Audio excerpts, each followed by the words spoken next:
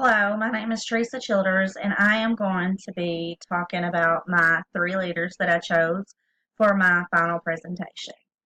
My three leaders are Oprah Winfrey, Winston Churchill, Martin Luther King Jr. Oprah Winfrey was born in a rural town of Mississippi, a small farming community, on January 29th, 1954. She was a troubled kid. She was abused by her family and friends of her mother. She moved to Tennessee in the end to live with her father. She went to Tennessee State University in 1971, where she began working in a radio and television broadcasting. In 1976, she moved to Baltimore, Maryland, and she hosted the TV chat show People Are Talking. Her fame led to her role in Steven Spielberg film The Color People. Great movie. In 1986, Oprah launched The Oprah Winfrey Show, and her success continued to rise. Oprah is also well known for her weight loss efforts. She is such an inspiration to so many people, and that. She also had a network called OWN, Oprah Winfrey's Network. According to Forbes magazine, she is the richest African American of the 20th century and the only black billionaire for 3 years running. Oprah is a strong, dedicated activist for children's rights. In 1994, President Bill Clinton signed a bill into law that she had proposed that created a database for convicted child abusers. Oprah also has a sister that she didn't find out about until later in life, and she says that it was one of the greatest surprises of my life. In 2018, Winfrey became the first African American woman to be honored with a Golden Globes Cecil B. DeMille Award. Oprah is a woman of many talents and many accomplishments under her belt, a great woman to be inspired by, an exceptional leader to aspire to be like. Martin Luther King. Martin Luther King was born in Atlanta, Georgia on January 15, 1929. His birth name was Michael, but changed it to Martin. He attended a segregated public school and graduated at the age of 15 and received his BA degree in 1948 from Morehouse College, which his dad and his grandfather also attended. In 1954, he became a pastor of Dexter Avenue Baptist Church in Montgomery, Alabama. He was also a very strong civil rights leader for his race. The bus boycott was the first great Negro nonviolent demonstration of contemporary times and lasted 382 days. December the 21st of 1956, the Supreme Court of the United States declared it unconstitutional to segregate on buses. During that time of all that going on, King was arrested, his home was bombed, he was a victim of personal abuse. However, he also became a Negro leader of the first rank. At the age of 35, he was the youngest man to receive the Nobel Prize. He turned over his money to move along the civil rights movement. In 1965, Congress passed the Voting Rights Act led by King. Not only was he a driving force of equal rights, but also towards economic justice, an advocate of economic change. On April 4, 1968, he was assassinated while standing on his balcony in the motel in Memphis, Tennessee. Martin Luther King had led several civil rights groups and nonviolent campaigns, and he was the driving force behind the March for Jobs and Freedom. He was at his march where he delivered a speech, I Have a Dream. Martin Luther King Jr. is a dedicated, strong-willed, inspirational man that didn't allow his color or lack of rights to stop him from moving forward and accomplishing great things. Sir Winston Leonard Spencer Churchill, born November the 30th of 1874 in United Kingdom. I'm not even going to try to say that Bellingham Palace. He was born in a life of privilege, but was dedicated to public service. As a child, he was prone to illness. He had a lisp and stammer, and his academic record was anything but exceptional. However, he may not have cared for school. He was a vicarious reader and could process a large quantity of text and quickly grasp the key points. He headed to military school in 1893 and then traveled around the British Empire as a soldier and a journalist. He was not only ill health as a child, he was also accident prone and suffered several nasty falls. In 1931, he was in a horrible accident that almost was deadly. I would say he escaped death many times. During the Second World War, he was appointed First Lord of the Admiralty, and then he held for 1911 to 1915.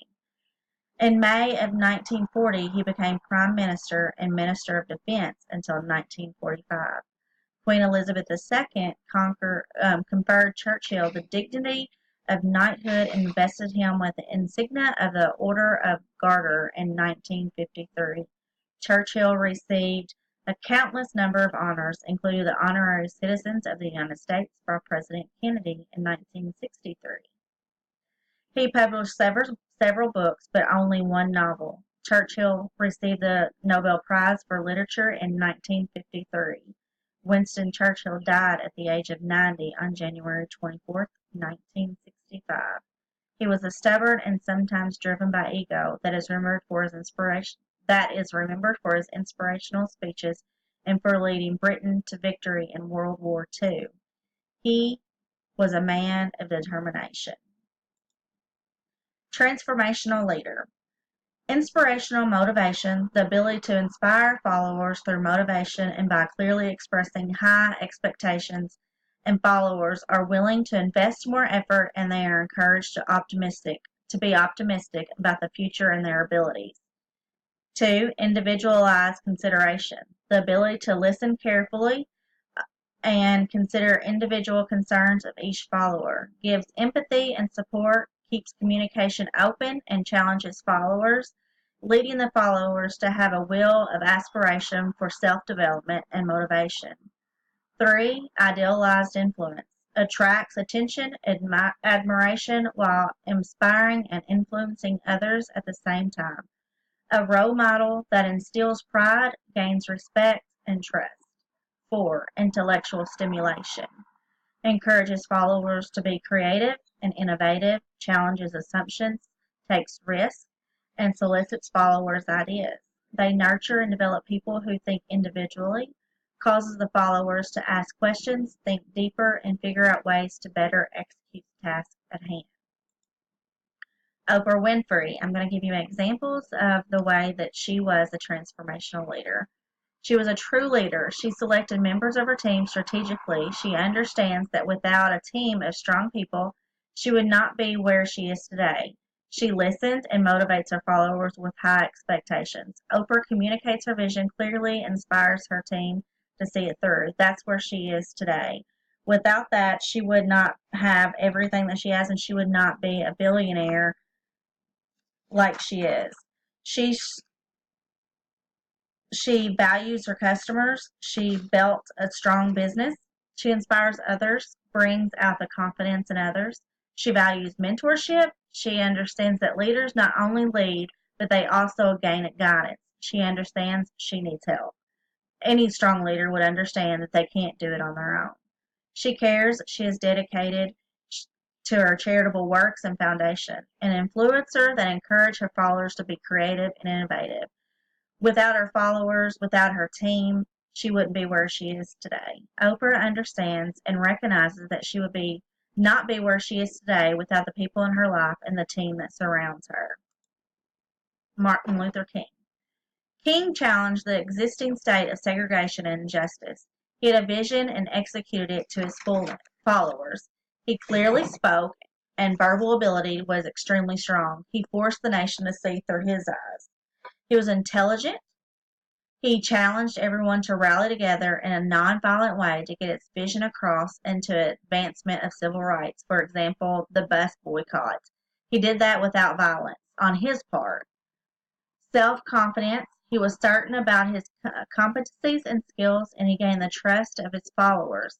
Because of his confidence and poise, he drew followers. Because he was dedicated, because he was positive, and he lived a good life, He was able to gather followers and people to see his vision. King was determined but had empathy. He made it a point to spend time seeing and living what he was fighting for. He was a role model. He sought a better future. He had a dream and he saw it through. Winston Churchill. He was honest. He recognized without being transparent that if there is no trust. He didn't hold back. He gained trust because of his transparency. He dedicated to stick to the truth and seek the truth. He was all about the truth. He was decisive. He was known for his clear decision making. He took charge and encouraged others to follow their gut. He always said that follow your gut.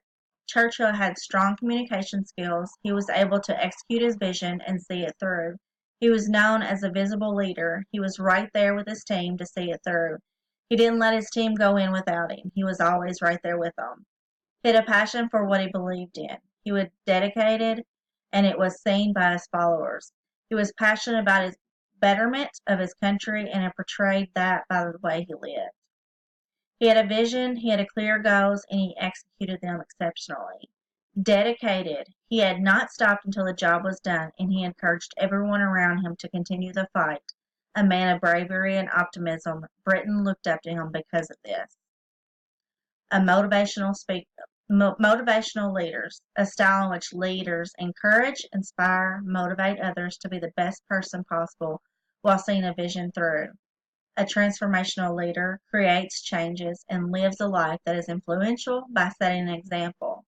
They encourage growth and look to shape a better future. I feel like Winston Churchill, Oprah Winfrey, and Martin Luther King did all these things in an exceptional way, and they are definitely people to inspire to be like. Thank you.